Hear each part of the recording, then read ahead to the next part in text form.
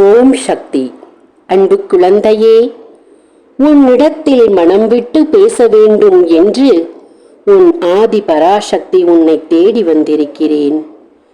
இந்த நாள் உன் வாழ்க்கையில் நடந்ததை பற்றி பல உண்மைகளை உன்னிடத்தில் கூறுவதற்காக இந்த ஆதி பராசக்தி வந்திருக்கிறேன்.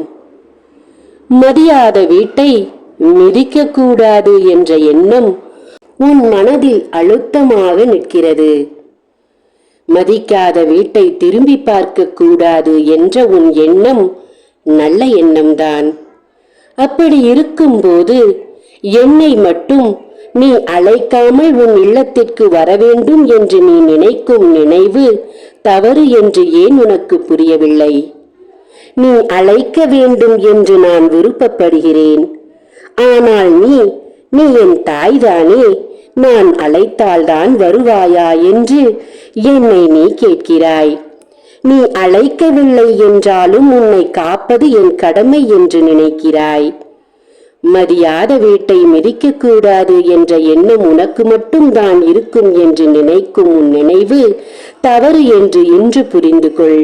உன் வாழ்க்கையில் உனக்கு எரியப்பட்ட கற்கள் எத்தனை நிறைந்திருக்கிறது தெரியுமா?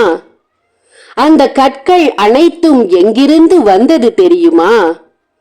ஒவ்வொரு கல்லின் அடியும் உனக்கு எத்தனை வேதனைகளை கொடுத்திருக்கிறது என்று தெரியுமா?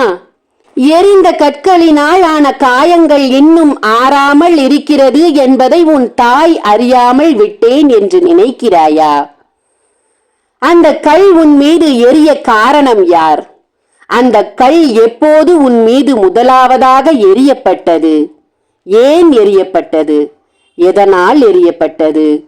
இன்று வரை அந்த பாதிப்பை நீ ஏன் பட்டு கொண்டிருக்கிறாய்?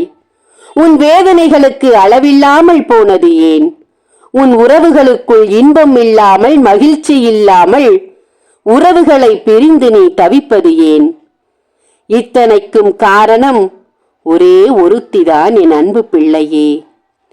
அவளின் கண்களில் நீ பட்டதால் தான் உன் வேதனை அதிகமாகி உன் வாழ்வு நாசமாகி இன்று வரை அவனால் நீ வேதனைகளை பட்டு கொண்டிருக்கிறாய். தங்கமே, ஒருத்தி என்று நினைத்து விடாதே. இது கூட்டாக கரங்களை கோர்த்து கொண்டு உன்னை அழிப்பதற்காக உறுதி செய்யப்பட்ட ஒருத்தி கூட்டத்தை கூட்டிக் கொண்டாள். இதுதான் உண்மை. முதலாவதாக உனக்கு எதிரியானவள் ஒருத்திதான். அவள் உனக்கு எதிராக அனைவரையும் சேர்த்து கொண்டு கூட்டு சேர்த்து கொண்டு உன்னை அழிக்க கைகளை கோர்த்து கொண்டு திரிகிறாள் என்பது உண்மை. இது புரியாமல், இதை அறியாமல் ஏன் என் வாழ்வு இப்படி ஆனது என்று நீ பிதற்றிக் கொண்டிருக்கிறாய். அன்பு பிள்ளையே, அனைத்தும் உங்களுக்கு தெரியுமே, பின்பு ஏன் இப்படி தாமதித்துக் கொண்டிருக்கிறீர்கள் என்று கூறுகிறாயா?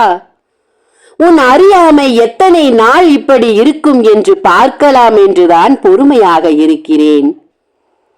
ஆரம்பத்தில் அளவுக்கு அதிகமாக பழகி உன் வாழ்க்கையில் இருக்கும் ரகசியங்களை அனைத்தையும் சொல்லி உன் வாழ்வின் நிம்மதியை அவள் கையில் ஒப்படைத்ததே நீதானே. பின்பு எப்படி இது அத்தனையும் தவறு என் தலையில் விழுகிறது இப்போது? அன்பு பிள்ளையே, பார்த்து பழகு என்று 1000 முறை நான் உன்னிடத்தில் கூறியிருக்கிறேன். ஆனால் ஒரு முறை கூட உன் செவிகளில் விழுவதில்லை என் பிள்ளையே. இப்போது உன் வாழ்வு கெட்டு போய்விட்டது. உன்னிடத்தில் இருக்கும் அன்பான உறவுகளையும் விட்டு பிரிந்து தனியாக அனாதையாக நின்று கொண்டிருக்கிறாய். காரணங்களை தெய்வத்தின் மீது போட்டுக் கொண்டிருக்கிறாய்.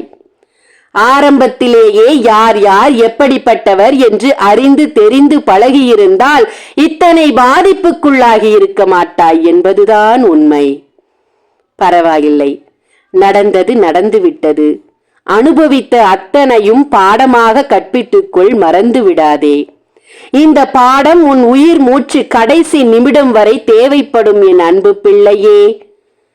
இப்படிப்பட்ட மனிதர்கள் சூழ்ந்த உலகத்தில் தான் வாழ்ந்து வருகிறாய். ஒருத்தரிடமும் பார்த்து பழகு. தங்கமே, உன் வாழ்வுக்கு அடிப்படையாக நான் இருக்கிறேன் என்பதை மறந்து விடாதே. உன் வாழ்வுக்கு வேறாக நான் நிற்பேன் என்பதையும் மறந்து விடாதே. உனக்காக நான் நிற்கிறேன்.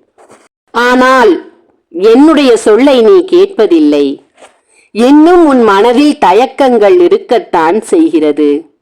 தடையை மீறி உன் வாழ்க்கையில் நடக்கும் பிரச்சனைகளை புரிந்து கொண்டு நான் உனக்காக ஏற்படுத்திக் கொண்டிருக்கும் 48 நாள் பூஜையில் வைத்த எந்திரங்களை பெற்று பூஜை செய்து வா.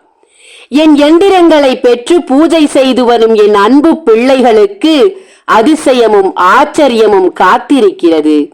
பொறுமையோடு இருங்கள். நல்லது உடனடியாக நடக்கும். ஓம் சக்தி. நன்றி.